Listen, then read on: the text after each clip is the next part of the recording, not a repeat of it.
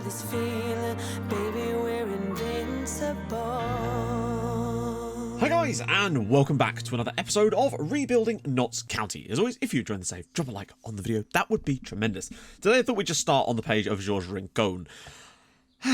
Something's very strange with him. It seems like from about October last year, he was solid, but since then, not being in the team's really cost him, but even when he's come back into the team and scored goals, it doesn't seem to have affected his progress at all, which is really odd. And it's been a bit of a problem, so I've kind of been alternating between him and Guerra in the off-camera games to try and figure out who is actually going to be our striker this year, because we're really struggling in that area. I think the rest of the team is looking mighty good. I know we had that shocking performance against Celtic, but what can I really say? It's just, hopefully we're out of the woods on those now, and I know people have been enjoying it, of course, but my god, it's crazy, isn't it? Anyway, Sunday, which means Regen Sunday. You know what to do. Head over to the Discord, drop your regens in the Regen chat. Also, Regen World Map. There's a chat for that now. So if you've got a regen from an obscure nation, or any nation really, I'm trying to make a series essentially where we're going to find the best regen from every single country. Now, obviously, if they're from a more obscure country, then they don't have to be like world class, because obviously they're just not. Not everyone can be Fabio Bernabe. So do bear that in mind. But make sure they are actually scouted properly so I can see all their attributes. And obviously no editor stuff, because that would be a bit cheaty, wouldn't it? So yes, let's get some regens. First up, Christophe Bayoul, an Andorran deep line playmaker playing for Real Madrid. Also, I checked, he came through at FC Andorra. So, occasionally, once in a blue moon, they will produce an absolute god, it would seem. I'd argue he's actually way better than Bernabe. He is world class. Somehow, then again, he is only 23. 53 caps for Andorra, and has actually got 8 goals. Then, Andre Fox. I mean, you can't not.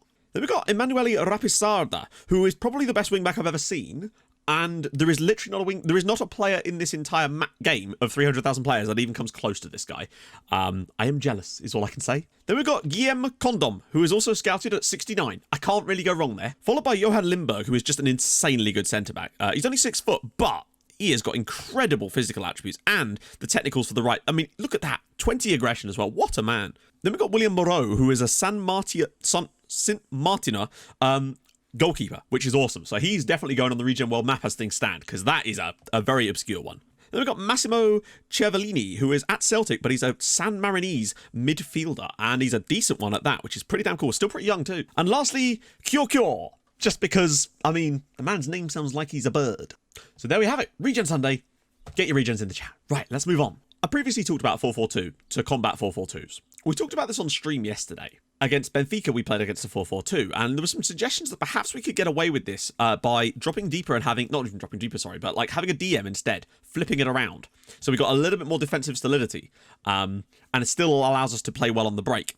So what I've done is I've made another version of the tactic, removed the 4-4-2 version, and I've put a DM in just as a defensive midfielder and shuffled some stuff around. We did get to test it as well against Watford, and I like what I saw. And I also got to test it against Arsenal partly, but you'll see what I mean about that in a minute. So first up, we went away to Watford. I tried out the I suppose it would be a 4-1-2-2-1 kind of system with a DM instead of an attacking midfielder. And it worked quite nicely. Now, Watford did have a decent number of shots. I'll give them credit. There was a lot of fouls in this game, like a lot of fouls. But I think for the most part, we were pretty much the better side. De Los Santos gave us the lead in the 21st minute. He is actually magic. He's scored 5 goals for us this season so far. And 4 of them have been goals that I'm like, how did he get that in there? He gets these amazing little opportunities just inside that key area of the box that I always pinpoint. And he just seems to be able to ping them near post, and goalkeepers just seem to not be able to stop him. Exactly like the one he scored against Celtic. It's very, was it Celtic? I think it was Celtic. Very, very strange. And both of his goals in this game were just like that. He is really stepping up, and he's now considered, I think he's actually now considered better than James Unger. He's come out of nowhere slowly over the recent years, and I think he might be taking that role off of Mr. Unger. Gotta say, Wayne Hopkins did equalise for Watford as we conceded our first goal of the season in the league, but still, it was from a corner. Very annoying. Ball whipped across, headed at it. Keeper made the save, and he put in the rebound. Frustrating, but what can you do? Greg Campbell again was phenomenal. 2 assists. He assisted both of De Los Santos' goals too, which was very nice. Remy Dubois then got one as Itach whipped the ball in. De Los Santos also missed a penalty in the first half, so could have actually got his first ever hat-trick for the club as well. Then it was time in the cup for another 3-1. This was a very strange game. I put out a completely rotated side. We were 1-0 down after 27 minutes as Cinema put Palace in front. And then I kind of thought, fuck it, we'll just kind of go at it and see what happens here. And things really went on from there. Vava scored on his debut for us. Thomas Piszczek scored scored what I believe is his first ever goal for us. And then Joe Nolan, who came through the youth and tech a couple of seasons ago, was playing in attacking midfield in this one. He then added a goal as well. So Vava scores on his debut, Nolan scores on his debut, Piszczek scores his first ever goal for us. And then, where's Booty? Who came in the 70th minute, got booked twice in the latter stages of the game, and Booty was sent off on his debut. So a very entertaining match nevertheless. We got drawn against Brighton in the next round because, once again, we cannot avoid Premier League teams. It is like we're cursed. But then the big time happened. Away at Arsenal, we won 2-1. Now, they played an identical system to us, so we just went out with the normal approach. Rob Brain gave them the lead from an indirect free kick. So we've had, in the league anyway, we've conceded 2 goals so far. One was from a corner and one was from a direct free kicks. To have gone 7 matches into the season and have not conceded a goal from open play is insane. And to be fair, we barely conceded a goal from open play in any of the major competitions, really. Palace's goal was a long shot, if I recall correctly. Yeah, it was. And then the Celtic goal was from a free kick as well. So we're doing all right there. Thankfully, though, Jose Lelsonguera, who started up front, was able to get us level. De Los Santos, who was man of the match again, got to the wide area, pinged one across the box, and there was Guerra. So De Los Santos is just godlike currently and thoroughly deserved his man of the match. iTouch then managed to get himself put clean through on goal, was in that position where they almost always score, where they take that extra touch, and the keeper still got to it. And I was gutted because I thought that was the chance. But then he got very fortunate, I must say. I guess he kind of made up for it, though. Wide free kick, whipped in, goes straight into the back of the net as the goalkeeper missed it entirely. And that was actually the winner in the end. So iTouch now, he's on 5 assists in the Premier League as well. And that was his first goal in the league, and we got a huge win at the Emirates. Arsenal switched to 4-4-2 around about 68 minutes, and I dumped our system in, and we looked really, really solid after that, and didn't look like conceding at all. So that's definitely a strategy we can employ. However, we don't have any DMs, and I've been playing Andre Silva there when we switch, because he's the best. So I'm looking now to maybe sign up one in January. Not an amazing one, just a solid one, so that we've got that option, so they can be like a backup player, so they won't get pissed about not playing. So that's definitely a plan for us in the future. But all that leaves us top of the league. We have won 7 out of 7 in the league so far. This is about as perfect a start as I could have hoped for. It's annoying how good Chelsea, Manchester City and Liverpool's starts have been as well. They're actually pulling up trees too. James Unger is still out. He's failed a fitness test, so that's fine. So De Los Santos will play, which I'm not particularly concerned about. So this is what I did against Watford. All I did was I just dropped the AM back, and I also put an advanced playmaker here because we were a little bit too deep. But the other thing I was thinking about switching over to, and I did this against Arsenal later in the game, was actually making him support and then Beckart attack, just so we got a little bit more, and Dubois more comfortable there. So that's the plan. Still looking at some DMs. We've got some money to maybe get one in January, so we'll probably end up doing that. But for today, we're not going to do that because Barcelona are playing this sort of system. And I feel like with the width we're going to get, we've got to go with our standard approach. Although there's still something to be said for it, potentially to switch to it some point during the game. So I think this is probably going to be the same lineup. Yeah, it is. Virtually the same. So, but Guerra or Rincon? Injury risk is high on Guerra, so I might actually just get Rincon in. It really is going to be a case of, I think we need to get 4 points off Barca. I think that's the only way we win this group. And it's also good practice for potentially going through. Even if we get second in our group, it wouldn't be the end of the world. I mean, look how we've done when we've won our group. Like, we've ended up drawing against Real Madrid twice when we've done that. So Barcelona keeping a lot of the football, but they've actually not had a single shot yet, which is usually a good sign from us defensively, but we may have to change something if this isn't happening for us. Campbell pulls it back for De Los Santos. Or he's got more men to pull it back to. And Dubois, not quite.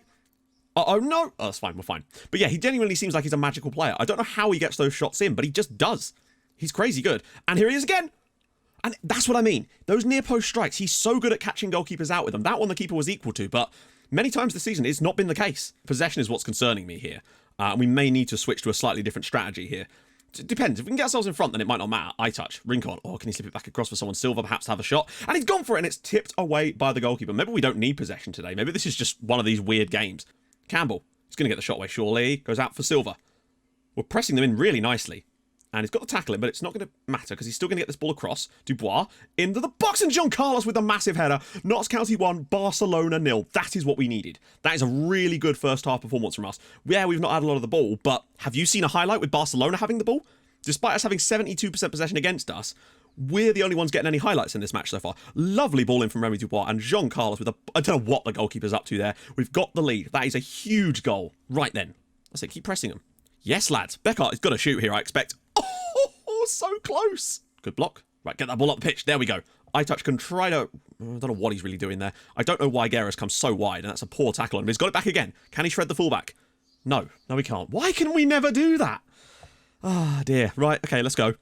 De Los Santos. Phil Bergson! It's 2-0. There we go. De Los Santos with a lovely corner. And Dagger gets the goal like a dagger to Barca heart. We're 2-0 up. It's been a pretty scrappy game. We're defending well and just taking little chances, well, little opportunities, I should say, whenever we find them. And that's really important. Can he whip it across for someone? No, he can't. But he might still get to the rebound. That's fine. Bertelsen will mop this up. I really want the clean sheet here, just to prove that we can do it in the big games. Campbell, look at the space. Silva, he's just going to smash this, isn't he? Oh, all the way across for Guerra, and it's a good save. And that might be an actual chance. Yes, it was. Okay. 2-0 over Barcelona. Oh, no. What a block. Oh, Suarez actually called into action right at the death there as Barcelona nearly get their chance. We just nearly lost our concentration right at the very end, and that's going to do it. Notts County 2, Barca 0. That's a big, big win. But yeah, Wilbergersen right in there. One of the men of the match, I would say. Solid defensive performance all round. Another clean sheet for us. Sends us top of our group. Really, really important. It makes up for that poor Celtic result. But, annoyingly, if we'd have just got that win against Celtic, we'd be in a much more comfortable position right now. But that's a really good first step. Right, to Liverpool now. Nice and easy, eh? Hopefully, De Santos isn't too badly hurt. Right, we're back. That was a pretty short period off camera. We've only beaten Liverpool twice in 21 meetings. That does kind of suck a little bit. And I'm not really sure who's going to be playing on the right for us today, because Unger's still doubtful. And De Santos is... Oh, my God. You know what, it may well have to be Everton Luis, to be honest. As for who to play up front, I don't know. It's Rincon and Guerra both. I mean, they are both just really struggling at the moment. But I think best foot forward probably going to be Guerra today. He did have that one good chance against Barca, in fairness to him. So everybody else is going to be roughly the same. Liverpool play a relatively similar strategy to Arsenal, so we should be able to go with that for now. Drop out Arthur Silva for a little bit, just to give him a little rest. Bring in Acevedo for a little stretch in the team. So the bench will be Uranis, Fernandez, Asman, Rincon, Silva, Tirso, and Turgerson. Thank God we've got Tirso. He's still a good option to bring off the bench, if nothing else, even though he's not the greatest inside forward. I feel like we've had some decent luck in places in the Premier League. Against Spurs, I think we were a bit fortunate to win that. Against Arsenal, I wouldn't say we were fortunate to win. We created the chances to win. It was just the way the goal came. Itac missed the one-on-one, but then scored that ridiculous goal, so kind of balanced itself out. I do kind of feel like if there was ever a time that we're going to get some more of this nonsense, it would be against Liverpool today. So just going to try and keep calm and hope that we actually come up with something today. We've tried giving them runs in the team. They just don't seem to really want to do it right now. Everton Luis, go on, lad. He can whip this across for Guerra. And John Oh, my God. When was the last time one of those didn't actually go in? That cannot have been too high in the air. We have low crosses on, remember? Hopefully that isn't a sign of things to come. I really hope that's not. What a chance that was to take the lead at Anfield straight away. But what an excellent start that was. This game could... Then again, it could be one. Oh, what a ball! What a ball, and what another chance that was for us. We really should have had a goal by now. It's nice to see us create a couple of chances early days, though. Gives me confidence that we can keep doing it, you know?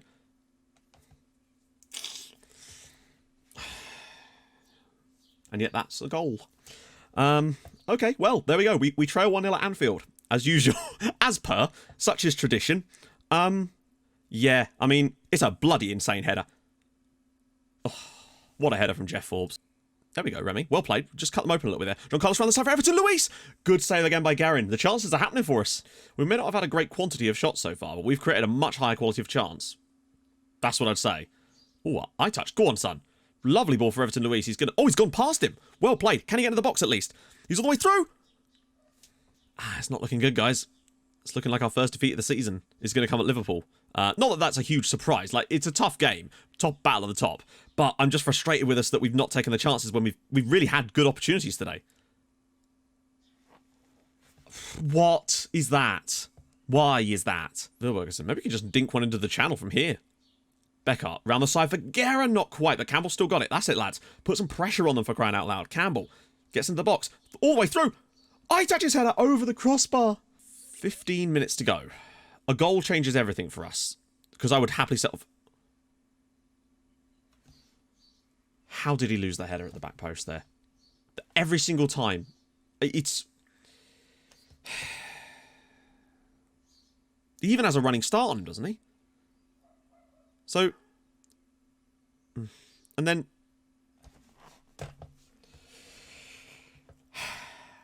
I'm just...